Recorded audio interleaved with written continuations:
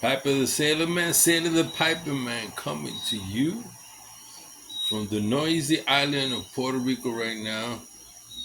You got these small little animals that make that sound after the rain, and it rains. Let me tell you, it's Ayet, man. The other day you had a lot of rain, and it's true. Strange weather, been all over the globe. Don't ask me what it is.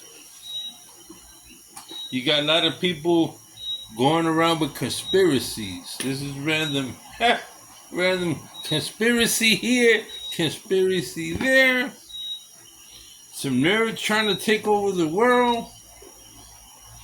Somebody's always coming up with it could be entertaining, if you don't take it serious. I mean, it's apocalyptic. It's the end of the world and the flood, and somebody's burning out trees, and the topsoil is flying all over the place. Everybody's talking about a famine. Everybody's talking about World War III. I tell you, I think they get a joy out of trying to scare everybody. And then you got these nerds that are scientists. They think that they know better than we know because they're intelligent. I might not look intelligent, but I got an IQ. Well, the last test I took was a couple of 145. I don't talk intelligent. Does it say you have to talk intelligent? Does it say that you have to look nerdy? Why couldn't you be nerdy and a stud at the same time? you know? You're a jock. Yeah, I was a jock. But I was also studious. Finished the top 5 of my class in high school.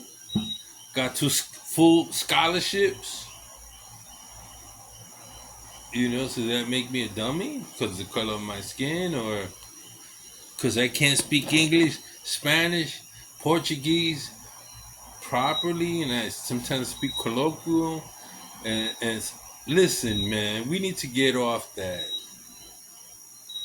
To me, if you have common sense, you are intelligent.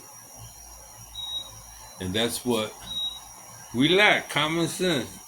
Right? Parsimonious.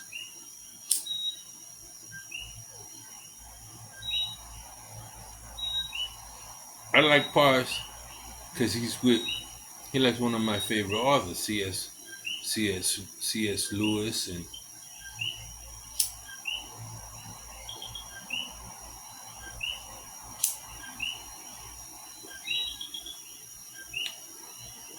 and I'm here with a Rossi, my aircraft carrier. I've dropped this so many times, and it's loosened the stem a little bit, but I don't care. I can just flame it a little bit, which I'm about to do, because this is not really, but this is what I do. Gotta wait until the fan turns around, and I do this and heat it up a little bit. Stick it back in. It expands, and it gives me a tight fit. That's what you gotta do.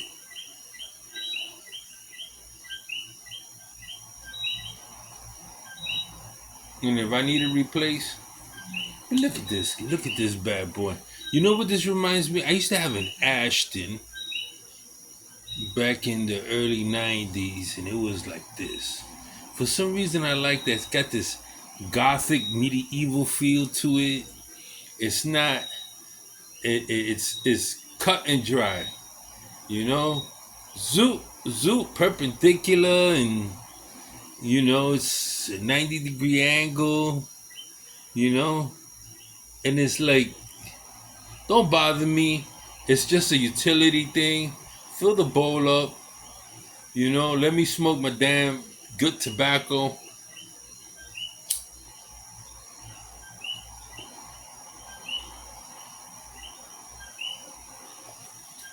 It is made by in the Rossi plant. Rossi was the largest pipe manufacturer prior to World War II. Isn't that something? Then they went into cars and they went into shotguns and they went into whatever. And sometimes what ends up happening, you get too big and then you get all caught up in yourself and you don't change, and you need to change with the times and the laws. So Rossi's almost out of here. But I got like 5 Rossi pipes. I really like them. They're inexpensive, they're durable, and they're hell of a smokers. Each one, Rossi pipe, I'm tell you, they good, good briar from the Tuscany region of Italy.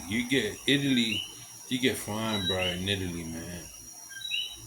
Some of the best cutters, guys that go out, get get the heath trees and cut them. They know what they're doing. They know how to cut them. They know how to cure them. You know how to put them away and store them. Once you change that whole process and you try to cut corners, I keep noting not to do that. But Nording has, first of all, he knows how to select his briar. Second of all, he doesn't believe in aging that much. And I can understand why when the Japanese pipe makers started invading back in the 60s and 70s and 80s into his briar market. He used to get Grecian Plateau from Sardinia and the Mediterranean islands, and he had trouble with that. So he came up with this, oh, well, you really got to age your pipe, your briar. Yes, you do. You got to get all that sap out. Now, some people began boiling the briar, getting that sap out. Then you really need to age. You got to let it dry, and you got to let it cure. And that takes time. And it takes money storing it away. So you have to have a lot of that. I don't think much of these companies are aging the briar. The best bet is to get a nice Italian briar, or get yourself some good old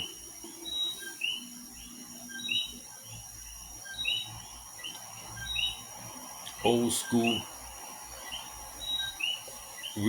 uh, estate from back in the 60s and 70s. If that's your thing, if you're nitpicking about your briar, go ahead.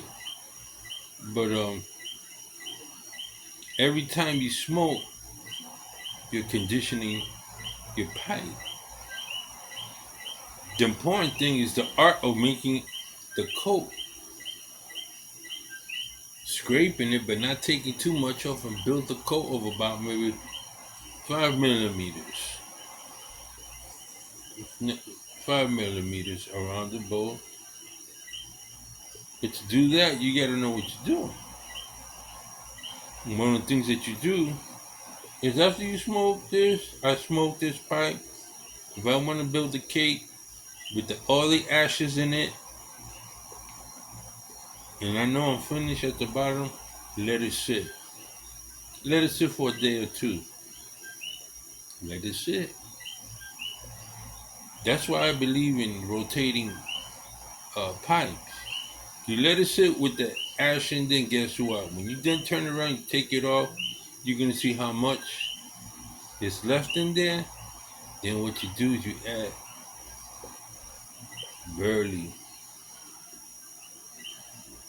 Burn it up, high heat intensity, and start sticking it next to the wall. Another way of creating pipe is drawing quicker, in and out.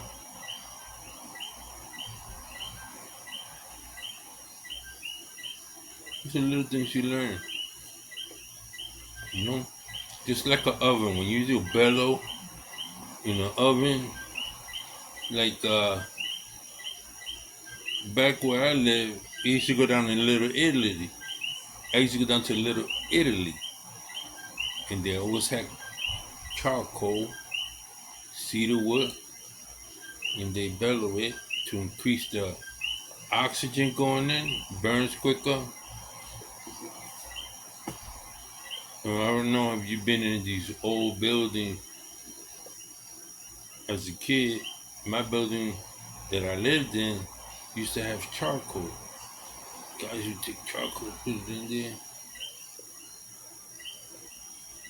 Tons of it. Old building. 1920, 1930 building. Charcoal until the laws changed. And the charcoal used to heat up the whole 5-story building. Back in the 60s, I remember that.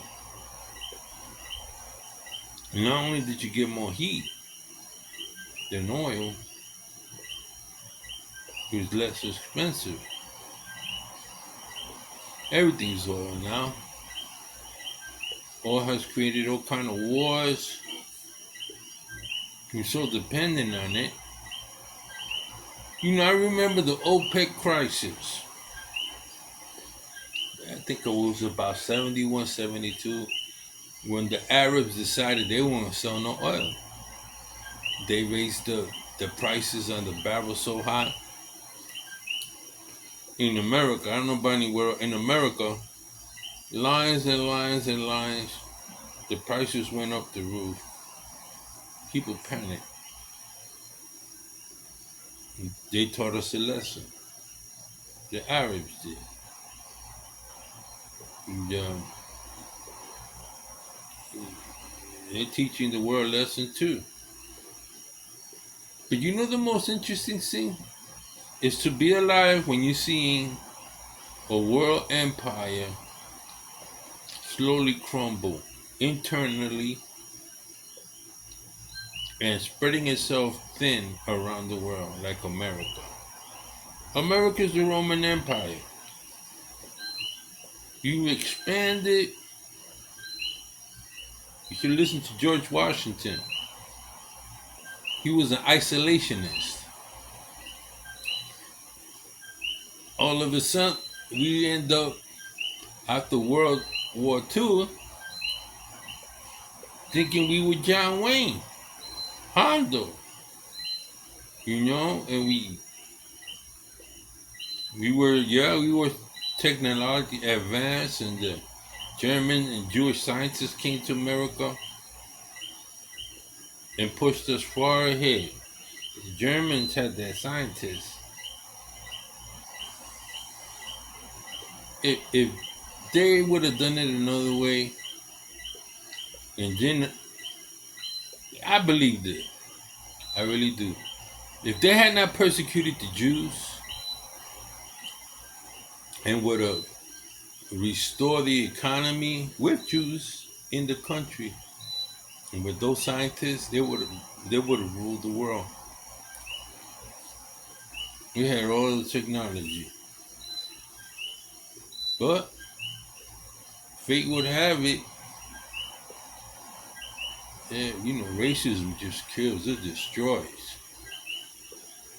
How in hell can you be prejudiced of another person because of the color of their skin? I don't understand that mentality. I can't look at somebody white and say, "Oh, I don't like you because you're lighter than me." I don't know. I grew up around all kinds of people. Chinese, Indian. It was all good, you know. And you're living in a city like New York. You run up all kinds of people in school. You with all kinds of people. People say, "Oh, public school wasn't a great education." Yes, it was. You had all kind of teachers. You had all kind of students that came from all walks of life, poor, rich. You're not going to a military private school, but the only ones there are your own kind.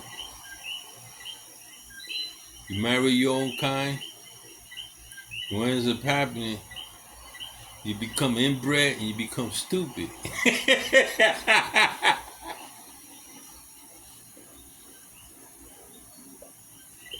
You know, here in Puerto Rico, you got a lot of people that are inbred. They came as groups from other places and they went and they started inbreeding, marrying cousins, second, third cousins. Now we've seen the results of that. We got some knuckleheads on this island, man. Now, you look at my DNA, you go, what the heck? I got everything. And then one genealogist says, you're superior. I say, what? What are you talking about superior? You're not inbred. I said, what are you talking about? You got a little bit of everything, Petty Officer Santiago. You got everything. Your body can fight off diseases and genetic diseases. Ain't nothing. I don't got none of that stuff. But you know what? It's cool. I have Irish friends, Italian friends, Anglo-Saxon friends, Native American, Chinese. So I say to myself, I'm cool. My ancestors had to be cool.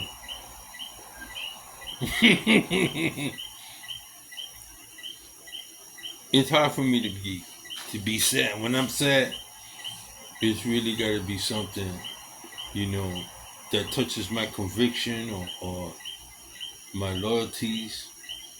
You gotta believe in something. You gotta believe in your own land.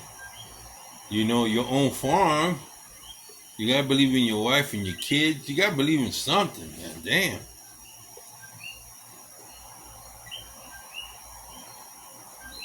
The most important thing is to be common sense. It's a pipe. You put tobacco in it. You smoke it. You enjoy it. You relax. That makes a lot of common sense to me. You got somebody, oh, you're gonna catch cancer. Oh, you're destroying the air. That's it. Early pioneers and early smoke Native Americans never had problems. They had problems when they started with the alcohol. That was more of a problem than they were just chilling back, passing that peace pipe around and enjoying themselves. And it was a great time when men got together and smoked pipe. Once you smoke with somebody, you can't hate that piper, man. You notice that you could smoke with somebody, you have nothing in common but pipe. You could be a mechanic, you could be a scientist.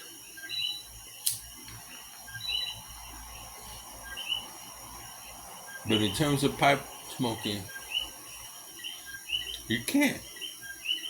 How can you be prejudiced? Somebody else is doing what you like. No?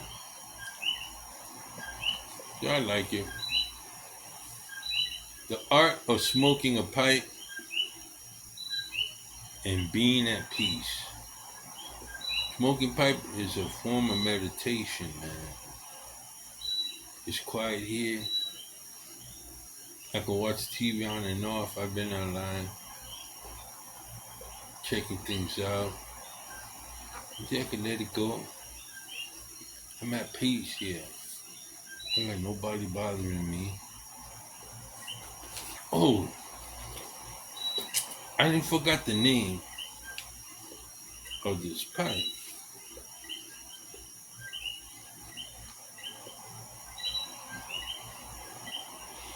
This pipe was the K Woody. I was saying it was American pipe, but I didn't get the name.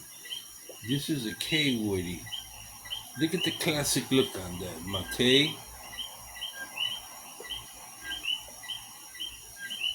Yeah, I don't clean my pipes that much anymore. I'm going to clean this and put the shine back in it because it has. This is the art of a classic shape bent. Fits perfect.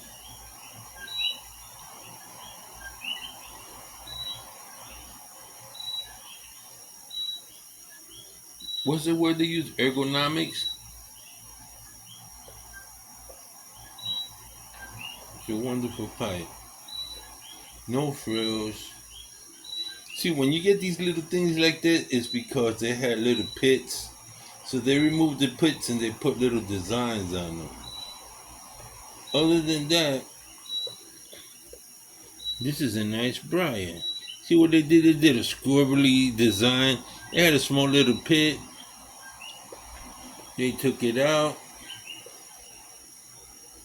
You know, this side's really nice. It's darker. See, this had a little pit here, and then they rub it off. For that, they should have made the whole pipe, but then they would have charged you more. So this kit would have cost me $45. After I've had over 100 smokes in it, had it for 3 years, it still looks good. You know, it's like keg on it. That's what you want to build. Nice keg. Good. It hasn't turned off, right? Just one blow in.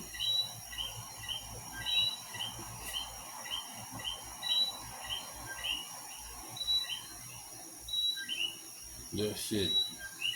We'll say to the Piper Man, Piper the Sailor Man. This is random thoughts. Remember, whatever you can't finish doing today, God willing, you got tomorrow. You gotta relax. Take out your best tobacco blend. Sit down. And if it's really dry, you can hear the charring of it. Enjoy the taste. Look at that. This is great. This is well cured tobacco. Well, say the Piper Man signing out, guys. Have a great tonight.